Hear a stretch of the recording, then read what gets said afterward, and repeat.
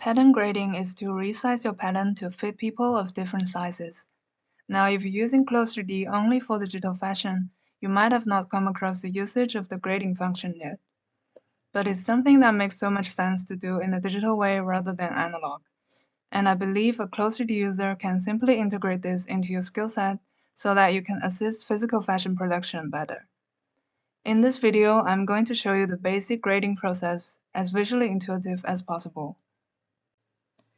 First, we open clo3d, and I will load the female avatar Mia as my model.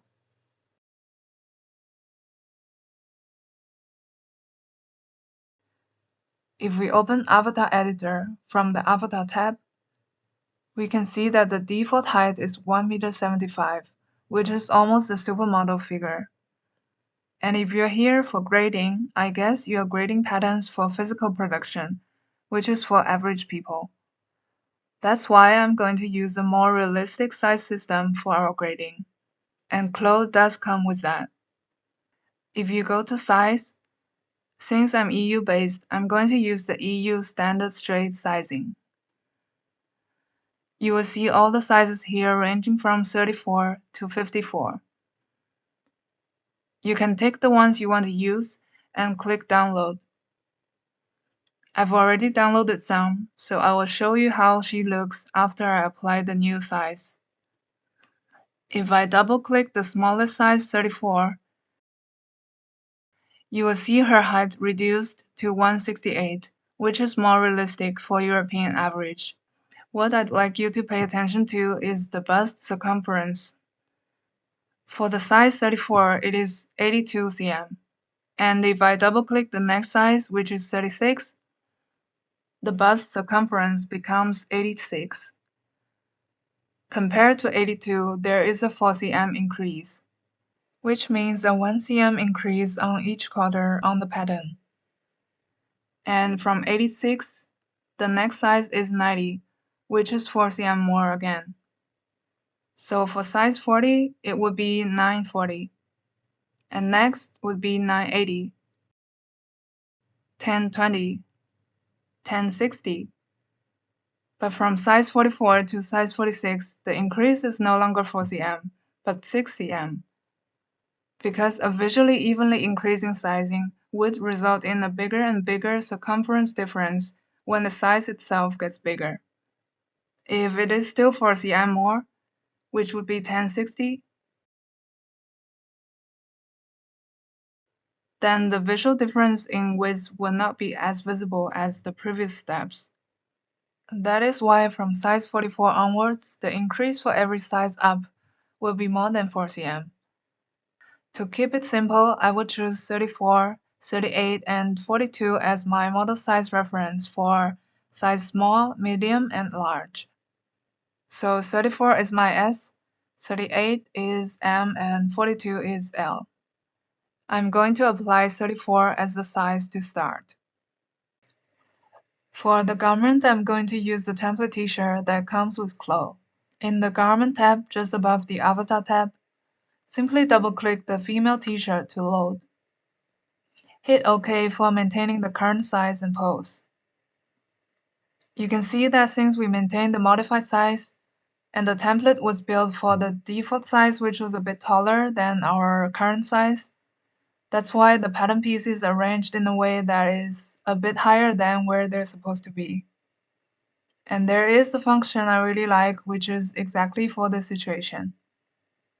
If we hide the whole side tab now, we will see that in the toolbar of the 3D window, there is a small human with t-shirt icon called Redrape 3D Arrangement. If your screen is not wide enough for this to show up, then maybe try click on all the folded arrows here. So you will find this button called Redrape 3D Arrangement. Just left-click that. This is one of my favorite functions because it is satisfying. So now the t-shirt patterns are automatically draped onto our modified model. So this is how the template t-shirt looks on our size 34 model. And here we also got the 2D patterns. This is the front, This is her right sleeve, her left sleeve, her back. Everything is mirrored. So as we decided for a 2-size jump between our S, M, and L, our bust circumference difference will be, for every step, 2 times 4 cm, so it's 8 cm, which means for every quarter of her circumference, it will be a 2 cm increase, if that makes sense. So if her front right gets 2 cm bigger, and so is the left half, and the back also gets 2 cm increase on both sides, then altogether the circumference will be 8 cm bigger. And that's the number we need to keep in mind for our next step, the grading. For grading, we now go to the grading tab that has this icon of half of a top gradually growing in size. It starts empty like this. Intuitively, we would click on Add here. What it adds now is a size group. It's kinda like you created a folder. And the plus button here adds more sizes within this size group. I'm adding 2 more so that I have 3 sizes, S, M, and L. Double-click to rename.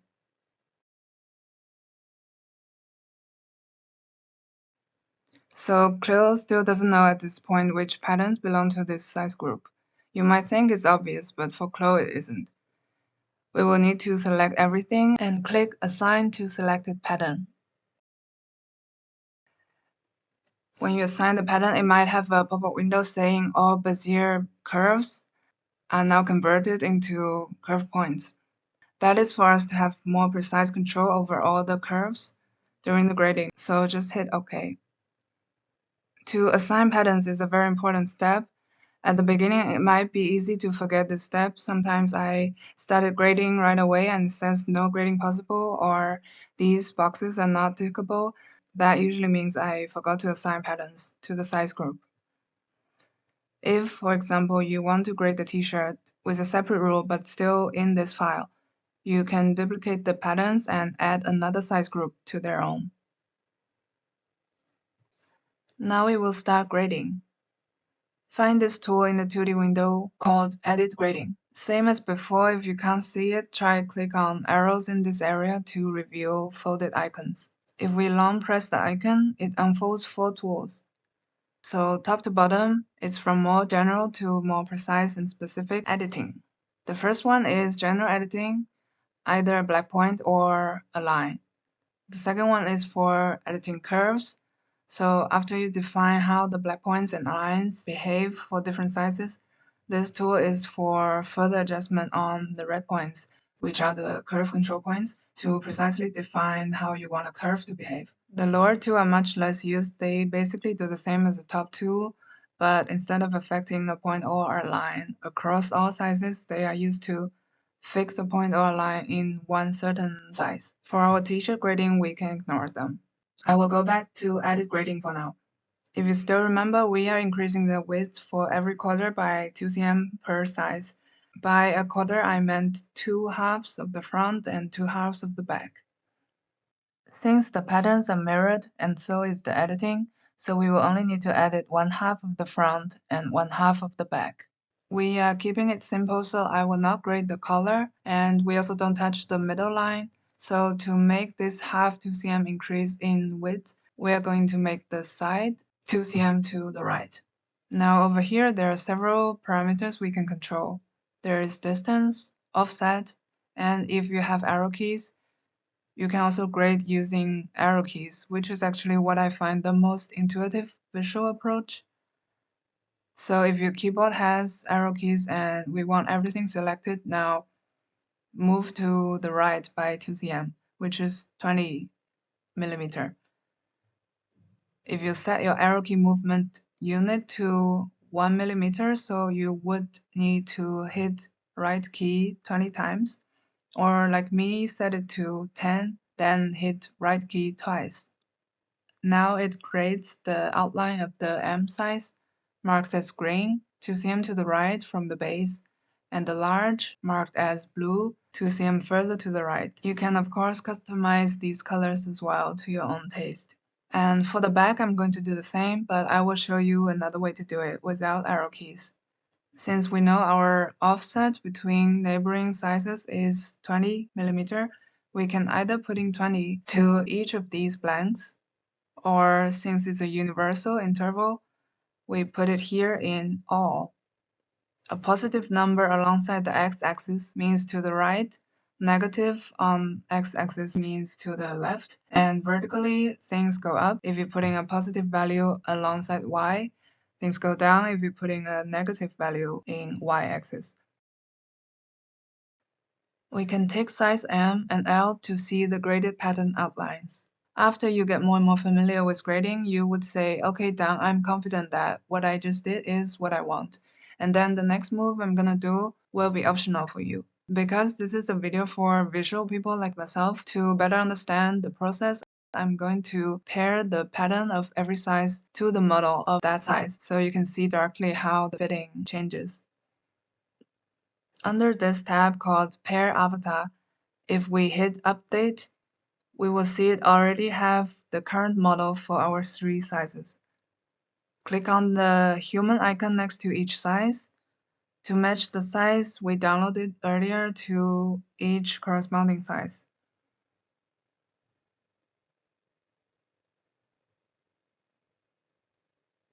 You can see that S-size pattern was already draped on our S-size model, and for M and L, it hasn't automatically done the draping yet. We will go back to my favorite button, the 3D Redrape Arrangement tool, to redrape each size onto the pairing model. If you have any glitches, hit Simulation or Spacebar to fix it. Now we have our 3 sizes very basically graded and simulated. As you already know, we can tick these boxes to switch between sizes to check the fitting. Clo has another viewing mode to check all the sizes side by side. If we go to Editor, Review, this might take a while to load. You will see our 3 sizes side by side. Change the resolution of each window to serve your need. Another cool thing about this window is that when you right-click and drag to rotate one view, the other 2 views sync with it. This way you can check the fitting of the same area across all sizes. We can see that the collar seems fine, but the armhole is a bit too tight on bigger sizes. So I'm going to show you how to grade the armhole. It's going to be a little less straightforward than grading the circumference, but it's still not difficult. So go back to where we were, back to grading. If I click on the sleeve and click Shift-Q to hide the pattern, we see the armhole. We want it to be bigger and bigger when the size goes up.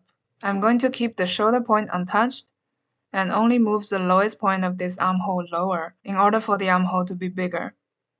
Hit Shift-Q again to unhide the sleeve.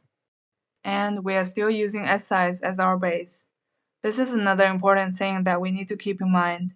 We decided at the beginning that the original t-shirt directly from the clo library was going to be our base patterns, which is size S. So during the whole grading, we are in general scaling up the base patterns by extending its outlines. Every time we edit grading, we should always make sure we are editing when the S size is ticked as the base, which means it will keep the outline of the S size unchanged and change other bigger sizes gradually. You can, of course, have your original patterns as L size and downgrading everything to be M and S. But the thing is, shrinking is always trickier than extending, because when moving inwards an outline, it might intersect with an internal point or a curve point that was there, which would still be fixable but requires more effort.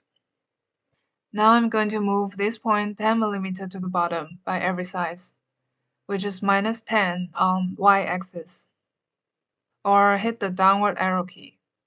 We can see that the same point for M is 10 mm lower, and for L 10 mm further lower. Do the same to this point. So you can see that the point is getting lower and lower when the size goes up. But we're not done yet because now that we grade the armhole, we also need to grade the sleeves. If we click on the Edit Sewing tool with the sewing machine icon, you will see that this segment is sewn to this segment on the sleeve. And now that we made this segment longer, this segment should also be longer. This segment can stay untouched since we didn't really change its length. So let's grade this point 10 to the left for now. Since they are both curves, I don't know exactly how much to the left I should move it, but I will try 10 first and check if the lengths match later using the Edit Sewing tool. And the bottom edge of the sleeve should also get wider, so I'm copy-pasting the grading of this point also to this point. Yes, you can copy-paste grading editing from one point to another, but sometimes, especially when it involves curves, it can mess up the curvature, so I'm only trying this on ends of straight lines like these. For the other side, I'm going to do the same, grading this whole line by 10 mm. Let's check if the sewing lengths still match. I will check it on the biggest size L because it's the furthest from our base size. If it works on L, it will work in all sizes in between. So it's only ½ mm difference, which is totally fine. Now we check the back of the sleeve. It has 4 mm difference. Within 5 mm, I would consider it fine for this kind of t-shirt. Because the back segment being longer than the sleeve segment means this area of the back is slightly gathering towards the armhole, giving more space in this area. Let's simulate. Yay, so now we have a much loose fit around the armhole now. Let's check the M size. Also looks better. Now we can go Editor, Review to check the 3 sizes side by side again.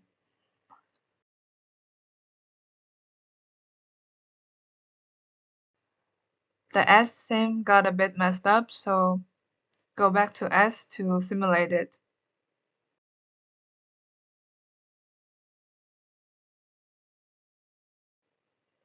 Let's see the arm area. Now the armhole looks good. The sleeves look like they can be longer for larger sizes. I believe you can grade that by yourself now, so try it out yourself, and I will meet you at 1812.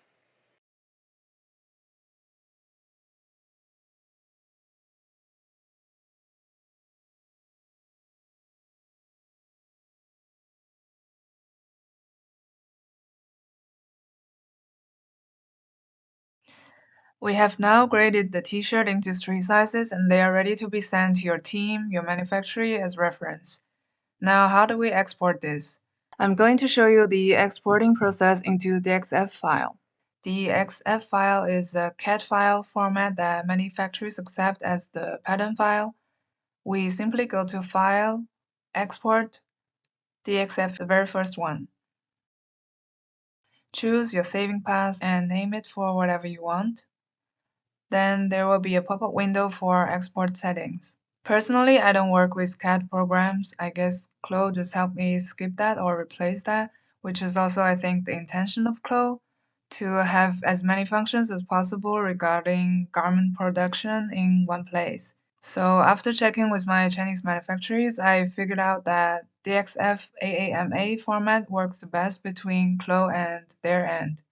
And they also told me most Chinese factories are using the same program as they do, so if you're sending your patterns to a Chinese factory, I would recommend AAMA, but test it with your own source of manufacturing and let me know if you know more about the differences between these options.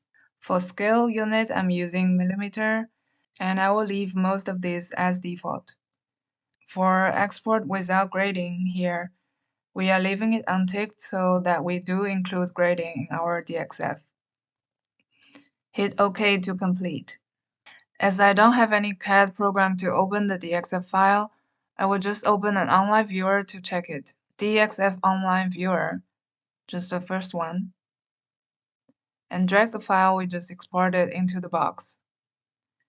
Now we can preview. We can see that it does come with the 3 sizes included. And if we zoom in, it also has the pattern information.